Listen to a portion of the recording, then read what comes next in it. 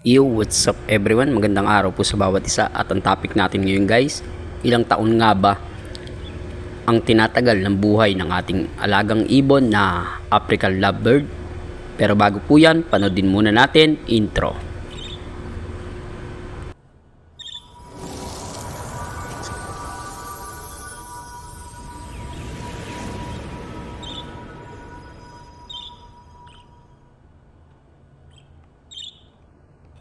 Yo, what's up everyone? Magandang araw po sa bawat isa. Maging baguhan o datihin ka man po na nanonood ng aking ina-upload ng mga video. Maraming pong salamat sa iyo. Lods, ang topic natin ngayon, ilang taon nga ba ang lifespan ng ating mga alagang ibon na African lovebird? At ito po mga sasabihin ko rito sa inyo guys.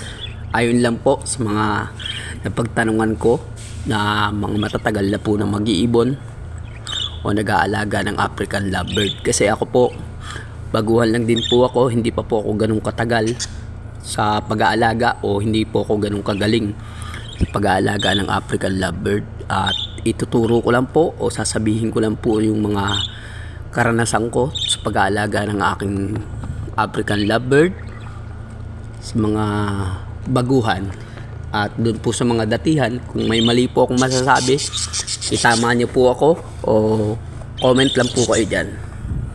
Ilan po mga guys, may balik na po tayo dun sa ating topic. At ang pinakamatagal po na nagkaroon ng napakatagal na buhay, 35 years sa Africa po, sa ibang bansa po. Kasi talagang ang ibon po doon, talagang doon po sila nang galing, ang ating mga African lovebird. Kaya po ganun katagal yung inabot ng kanyang ibon. Pero dito po sa Pilipinas, pinakamatagal po 15 to 20 years ang buhay na inaabot po ng ating alagang ibon na African lovebird. At doon naman po sa mga wild, pagka nasa labas naman po sila, 5 to 10 years pag nasa labas po sila, kasi napakatindi po ng mga challenge o mga mangyayari sa kanila. Pwede silang maulanan, maarawan, at konti lang po yung kanilang mga pagkain na makakain, kasi hindi po talaga sila rito sa Pilipinas. Kaya medyo madalang po madalang po yung mga pagkain ng mga makakain nila, mga lods o mga kaibon. Then tumatagal lang po yung ibon. Halimbawa po pagka nasa atin, yung nasa depende po sa ating pag-aalaga. Kapag ka oras na mas maaga natin silang binreed, mas maaga natin silang pinag-meet,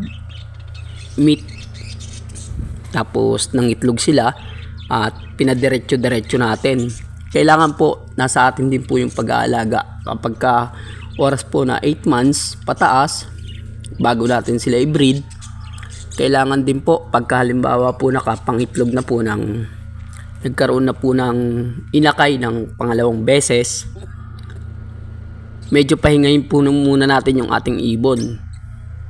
Gawin natin, ilagay natin sila sa flight cage, at di kaya tanggalin muna natin yung nest box para po makapahinga po sila ng maayos. Then pagka nakapahinga po sila ng mga 1 month o mahigit, bago natin sila muling ibalik dun sa kanilang cage na breeding cage natin. Di kaya ibalik natin yung nest box para sa ganon maging okay po muna sila ulit. Then bago natin sila ipag-breed ulit, liguan natin sila para sa ganon pag naliguan natin sila, yung kanilang mga balahibo maging maganda at maglilinisan po yan sila, para po pagka naglilinisan sila ng mga balahibo nila, magiging okay na naman po muli sila at panibago na naman po pag-breed nila. Maganda po at marami po yung mga mailalabas o maibibigay natin sa atin na mga inakay mga panibago nilang mga anak, ganun. At iwasan din po natin guys doon sa mga baguhan na yung lagi lang birdseed ang pinapakain natin.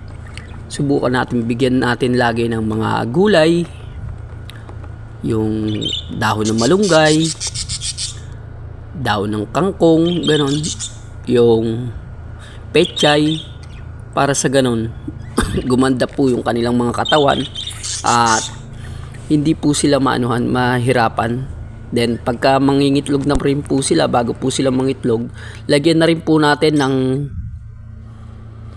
cattle bone sa kanilang mga cage para sa ganon tumibay po yung kanilang itlog at hindi po basta-basta mabasag, at yung kanilang katawan magkaroon din po ng calcium. Ganun lang po. At doon po sa mga patuloy ng mga sumusuporta, shoutout po sa inyong lahat. Hindi ko na po kayo isa-isahin pa. Yung mga boss ko po dito sa aking trabaho, shoutout po sa inyong lahat. At doon po sa mga sumusuporta, hindi ko man po kayo kakilala, shoutout po sa inyong lahat at maraming salamat. Patuloy lang kayong sumuporta, patuloy lang po kayong mag-comment, like, share, subscribe. At para sa ganun, lagi kayong makapanood ng mga panibago ko pang i-upload ng mga video. At sabi ko nga po, kung may mga pagkakamali man po ako, itama nyo po ako. Marami pong salamat sa lahat. God bless. Let's go. What up? Thank you for watching video. God bless.